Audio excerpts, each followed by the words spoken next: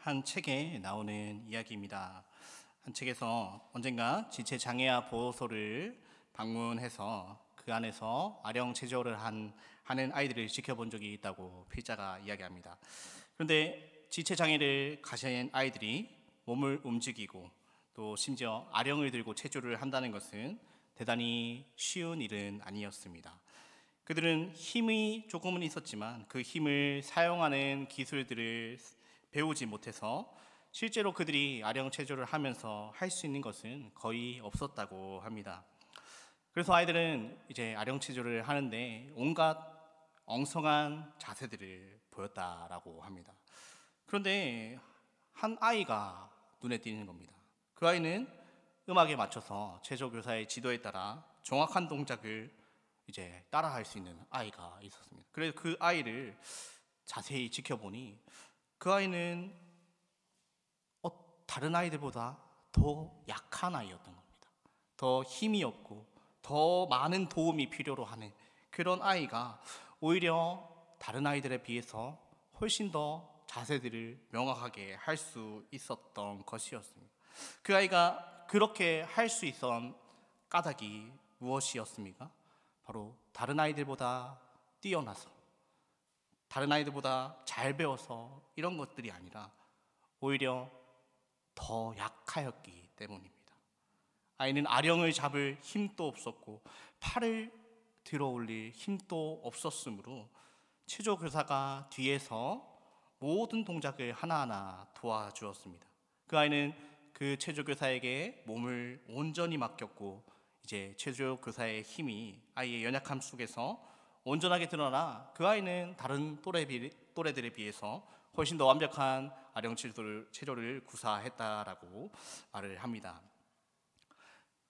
이 아이처럼 주님의 보살핌을 받으며 주님의 인도하심을 받고 살아가는 그리스도인들, 그 가운데 하나님의 온전하심이 드러나게 됩니다.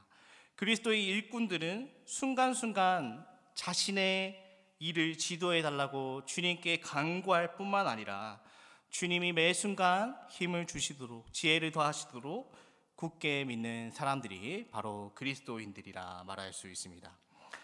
오늘 말씀에 보니 이제 사도 바울이 육체의 가시로 고생하고 있다라고 고백을 하고 있습니다.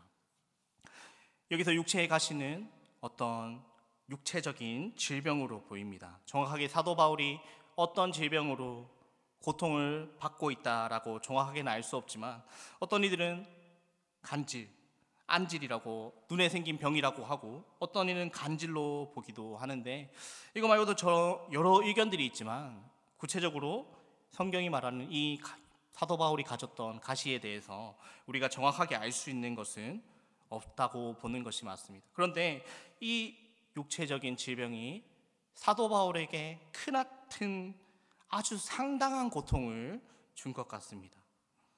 사도 바울이 가시라고 표현만 보더라도 그가 얼마나 상당한 고통들을 가지고 있었는지를 그 아픔이 느껴집니다.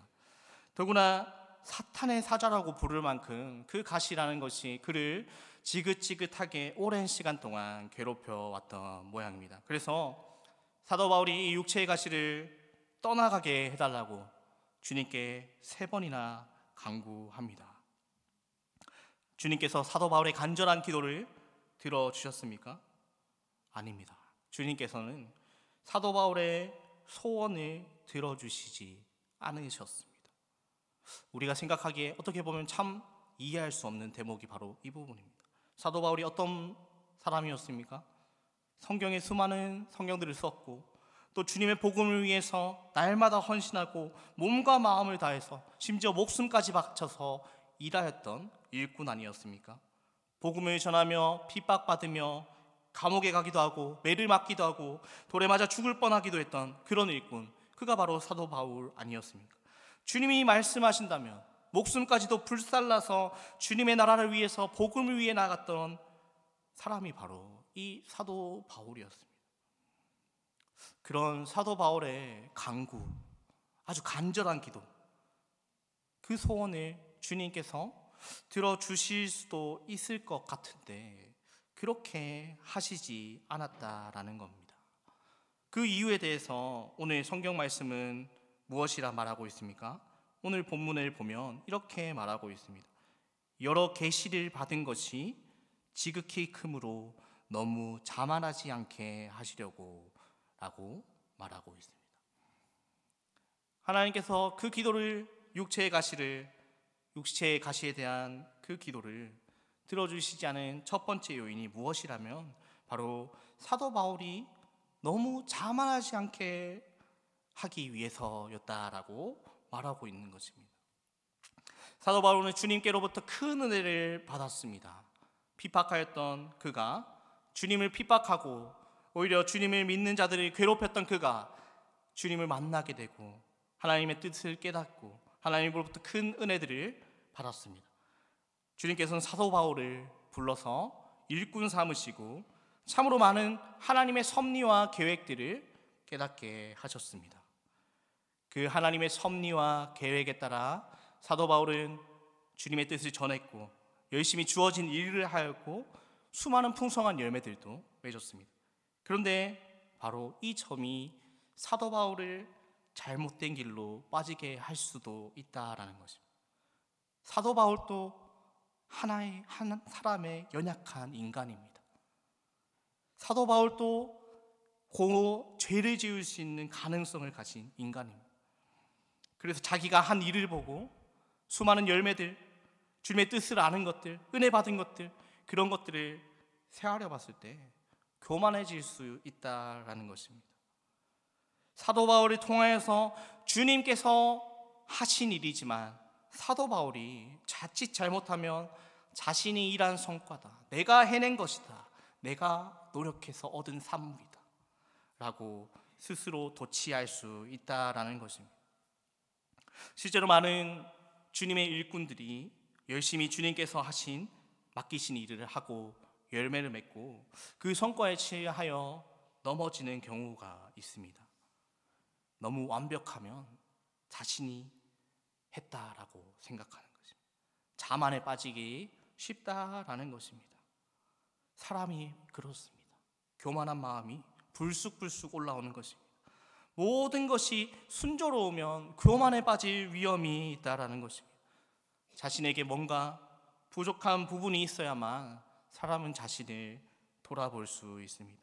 허술한 부분이 있어야 자신이 받은 은혜들을 기억하고 자신을 채찍질할 수 있는 것입니다. 그래서 주님께서는 사도 바울에게 이 육체적인 가시를 통하여서 사도 바울이 교만에 빠지지 않도록, 자만하지 않도록 날마다 자신을 돌아보고 경계하도록 하신 것이라고 말하고 있는 것입니다. 자만과 교만에 빠질 가능성을 그만큼 줄여주신 것입니다. 이 가시가 있기에 주님께 더 나아가는 것입니다. 이 가시가 있기에 나의 연약함을 보는 것입니다. 그래서 주님께서는 이 사도 바울로 하여금 마치 하나의 울타리와 같이 잘못된 길로 나아가지 않도록 그에게 이 육체적 가시를 허락하신 것입니다. 이것이 바로 사도 바울을 향한 주님의 사랑 이후 세심한 배려였다라는 것입니다. 또 하나는 주님의 능력은 약한 데서 온전해질 수 있습니다. 주님께서는 이렇게 말씀하십니다. 내 은혜가 내게 족하도다. 이는 내 능력이 약한 데서 온전하여 짐이라. 우리 하나님 어떤 분이십니까? 전능하십니다. 주님의 능력은 무한하신 분이십니다. 우리들은 감히 생각할 수 없고 상상할 수 없고 측량할 수 없는 것이 바로 주님의 능력입니다. 시간과 공간의 제약을 받으시는 분이 아니시고 어떤 때에는 약해지고 어떤 장소에서는 강해지는 분이 아니십니다. 그분은 때와 장소를 가리지 않고 주님의 전능하심을, 모든 능력들을, 강한 능력을 발휘하실 수 있으신 분입니다. 그런데 오늘 주님께서는 당신의 능력이 약한 데서 온전해진다라고 말씀을 하시는 겁니다. 이 말씀 우리는 어떻게 받아들이면 되겠습니까? 주님께서는 우리가 할 수 있다라고 말하면 우리에게 맡기십니다. 우리는 이런 생각들을 가지고 살아갑니다. 이 정도는 내가 할 수 있지. 이 정도는 내 힘으로 할 수 있지. 이 정도는 내가 가진 돈으로, 재력으로 해결할 수 있지. 이 정도는 내 지혜로 충분히 풀어나갈 수 있지. 우리가 이렇게 생각하는 경향들이 있습니다.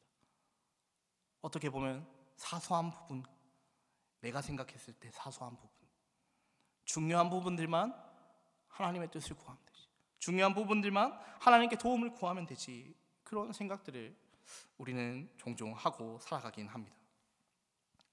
그때 우리가 이렇게 행동하면 하나님께서는 우리를 도우시려고 해도 도우실 수 없어요. 너의 힘으로 해봐 하시며 주님이 도우실 수 없는 거예요.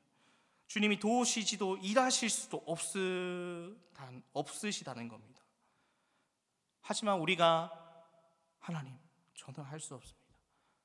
하나님, 제가 할 수 없기에 주님께 나아갑니다.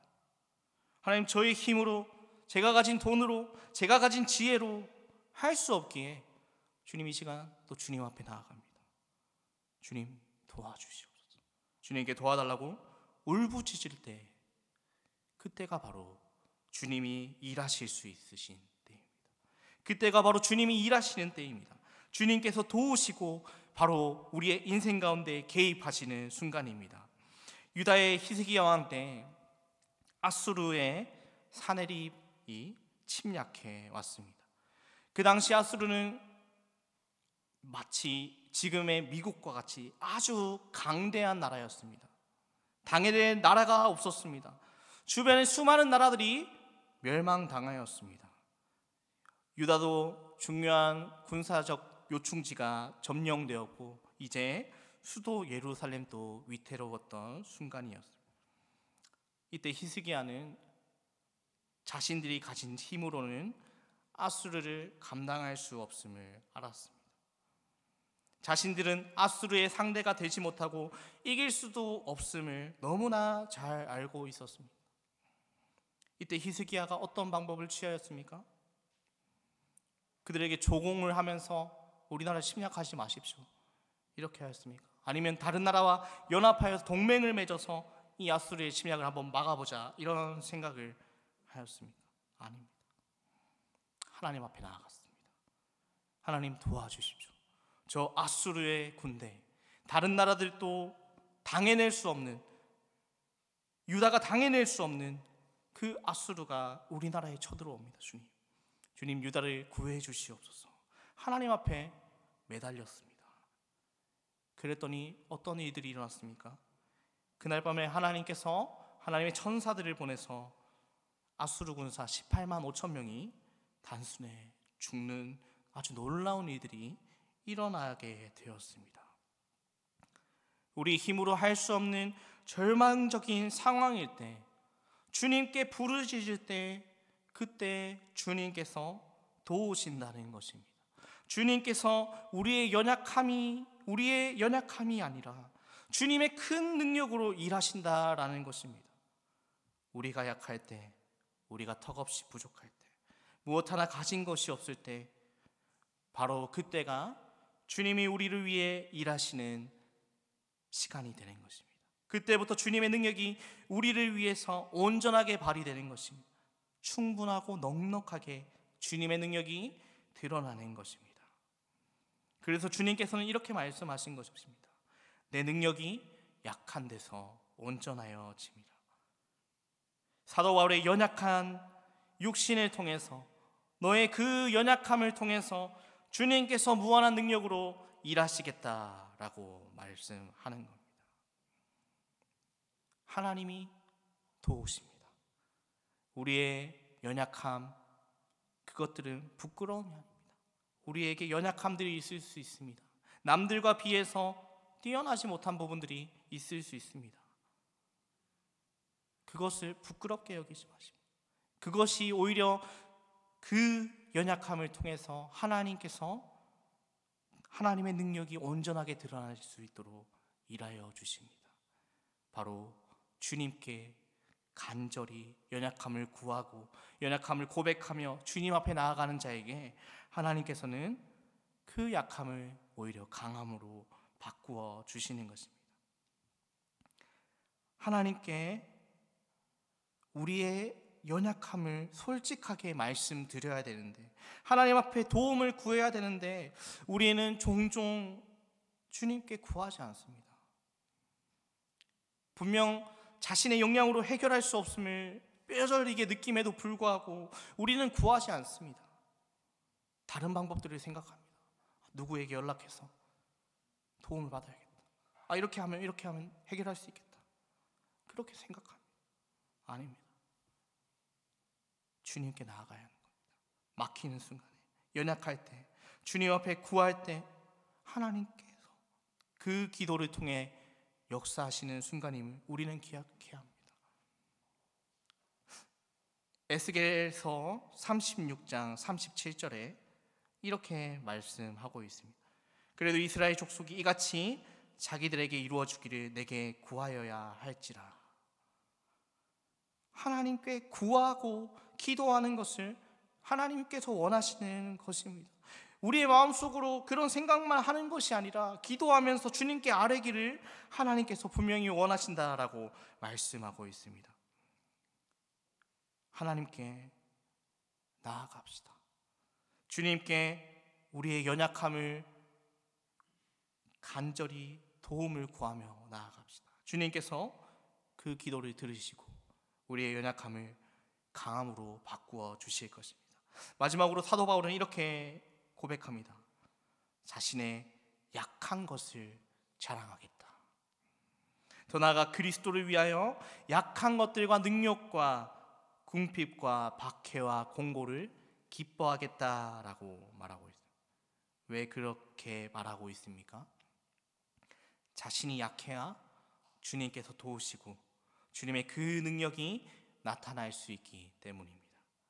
그리스도를 위해 일할 때 그리스도로 인하여 능욕 곧 모욕이나 조롱을 받으며 궁핍한 생활을 하기도 하며 박해를 받기도 하고 감옥에 갇히기도 하고 심지어 곤란하고 괴로운 상황에 처하더라도 주님이 자신을 외면하지 않으실 것이기 때문에 사도 바울은 주님의 힘으로 약한 자신이 강하게 될 수 있으니 오히려 기뻐할 수밖에 없다라고 고백하는 것이죠. 우리의 삶도 그럴 수 있습니다. 사도 바울과 같이 주님의 나라를 위해서 주님의 복음을 위해 일을 하다가 남들로부터 손가락질을 받을 수 있습니다. 까닭없이 비방을 받을 수 있습니다. 가난해질 수 있습니다. 몸이 피곤하고 더 나아가서 질병을 얻을 수도 있습니다. 이리보다도 곤란하고 절망적인 상황이 우리에게 찾아올 수 있습니다. 이렇게 힘들고 고통스러운 상황이 찾아올 때 주저앉지 말기 바랍니다.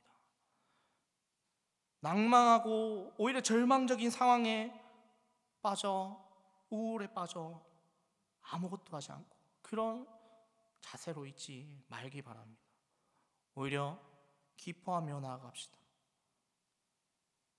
주님께서 그 시간들을 통해서 일하실 것들을 바라보며 주님이 지금 나의 이 순간을 통해서 어떤 일들을 행하실지 기대하며 주님의 시간이라는 생각을 가지고 주님께 기도하며 모든 것을 알고 맡기며 나아갑시다.